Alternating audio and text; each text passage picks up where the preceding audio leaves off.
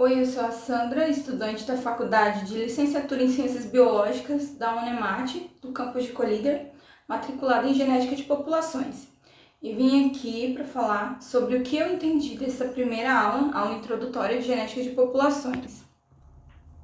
A genética, que é um estudo da hereditariedade, e população, que é definido pela biologia como um conjunto de indivíduos que vivem no mesmo local e no mesmo espaço-tempo.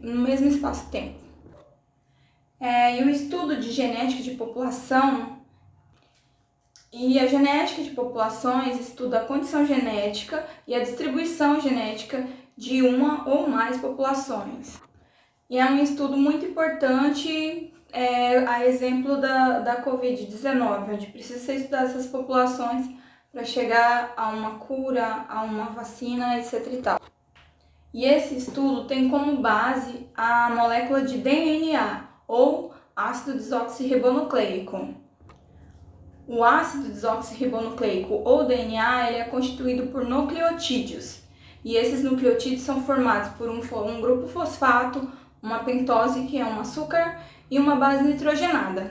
As bases nitrogenadas presentes no DNA, na molécula de DNA, são a adenina, a timina, a guanina e a citosina.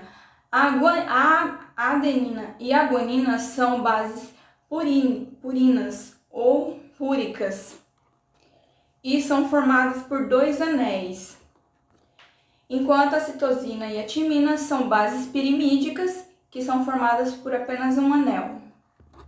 Uma base púrica se liga sempre a uma base pirimídica. No caso, a adenina se liga com timina e a guanina com a citosina. E essas ligações se dão por pontes de hidrogênio, porque o DNA ele é constituído de fita dupla e em uma linha paralela e uma antiparalela que vão se ligar através dessas bases por pontes de hidrogênio. Já a ligação entre nucleotídeos é feita por uma ligação forte do tipo covalente, denominada fosfodiéster, ligação fosfodiéster. O DNA ele é capaz de se replicar e para essa replicação acontecer é envolvida várias outras enzimas e eu vou destacar algumas delas. A primase dá início a essa replicação, sintetizando um primer de RNA que vai ser denominado, marcando assim a origem de replicação. Ou seja, a primase é um iniciador da replicação. E essa replicação sempre vai acontecer da extremidade 5' para 3'. Após a sintetização do primer, a DNA polimerase ela vai chegar na origem de replicação e começar a colocar os nucleotídeos. Lembrando que esses nucleotídeos são nucleotídeos complementares à fita molde, onde na fita molde vai ter uma adenina, vai ser colocado uma timina. E na fita líder, ou fita contínua, essa adição de nucleotídeos acontece de forma contínua, enquanto na fita retardada ou descontínua, elas são sintetizadas DNA de forma fragmentada, o que é chamado de fragmento de Okazaki. Outras enzimas também participam desse processo de replicação. A helicase ela é responsável por quebrar essas pontes de hidrogênio e abrindo a fita de DNA. O DNA ele tem a forma aspiralada e a topoisomerase é uma outra enzima que auxilia na replicação, ela vai ajudar essa fita ficar menos enrolada. Também temos as SSBs que mantêm essas duas fitas de DNA que vão dar origem a novas fitas ficarem abertas, porque as pontes de hidrogênio as duas fitas tendem a se ligar pelas bases nitrogenadas através de pontes de hidrogênio. E para essa fita se manter aberta, as SSBs fazem essa função de mantê-las separadas. Após a sintetização da fita, temos a DNA polimerase 1, que vai fazer a retirada dos primers que deram início a essa sintetização e vai se substituir por nucleotídeos de DNA. E, por fim, após ser sintetizada adicionar todos os nucleotídeos de DNA, temos uma enzima chamada ligase que vai vir fazendo a ligação entre esses nucleotídeos. Mas temos duas fitas de DNA. Uma é denominada fita líder e a outra fita retardada ou descontínua. Na fita líder, esse processo acontece de forma contínua, como eu já falei, e na fita descontínua ou retardada, esse processo acontece em fragmentos. E por isso também são adicionados mais primers do que na fita líder, e esses fragmentos são chamados de fragmentos de Okazaki. Também temos proteínas que são checadoras, que elas vão analisar se não tem nenhuma mutação nessa replicação. Outra molécula importante nesse estudo é a molécula de RNA, ou ácido ribonucleico, que ao contrário da fita de DNA, ela é constituída de fita simples, mas também de nucleotídeos. Os nucleotídeos são formados por um fosfato, uma pentose e uma base nitrogenada, mas as bases nitrogenadas da fita de RNA têm uma substituição. Elas são compostas por adenina, citosina e guanina, assim como no DNA, mas no lugar da timina é adicionada uma uracila. Nós temos 3 tipos de RNAs principais: o RNA mensageiro, o RNA ribossômico e o RNA transportador, que participam da síntese de proteínas no nosso organismo. O DNA é como um livro de receitas e o RNA mensageiro ele é responsável por ir lá fazer a transcrição, pegar essa receita e levar para o citoplasma.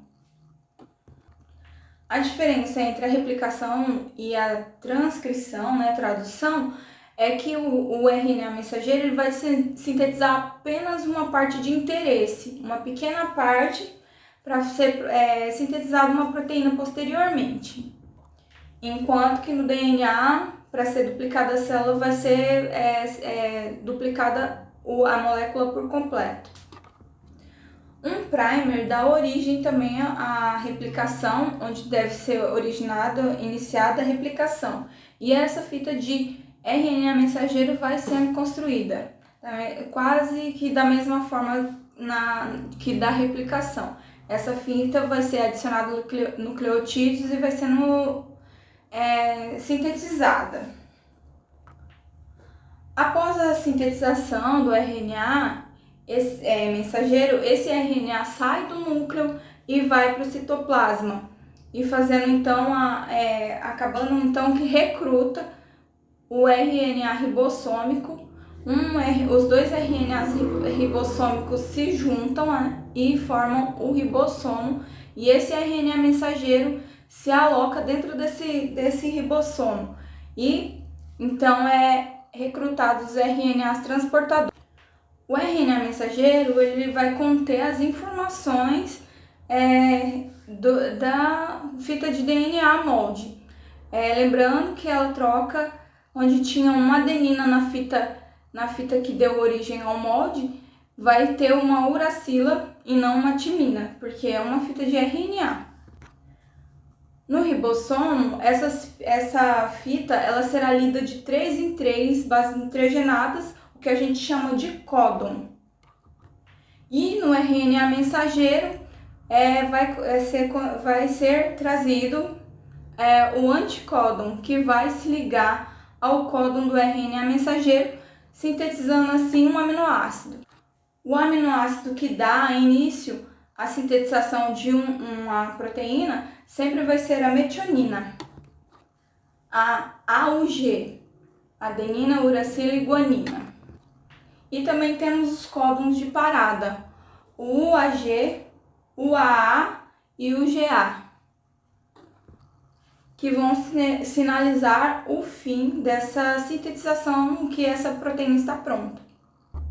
Então, recapitulando, o RNA mensageiro ele vai fazer parte da transcrição, ele vai pegar as informações do DNA de dentro do núcleo nos eucariotes, vai levar para o citoplasma e vai recrutar o RNA ribossômico e o RNA transportador para sintetizar os aminoácidos e posteriormente uma proteína.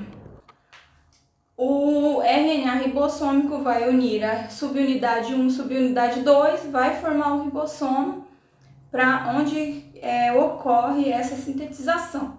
E o RNA transportador, que é o que traz o anticódon para participar da tradução de aminoácidos em proteína, de bases nitrogenadas, códon, anticódon, aminoácidos e posteriormente uma proteína.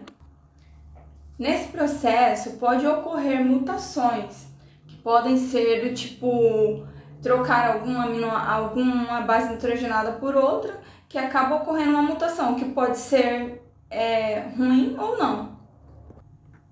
Isso acontece porque algumas sequências diferentes podem formar o mesmo aminoácido. E sendo substituído uma base nitrogenada por outra, mas formando o mesmo aminoácido, não vai ocorrer mudanças. No entanto, se trocar um aminoácido, essa proteína não vai ser a mesma que o organismo pretendia produzir.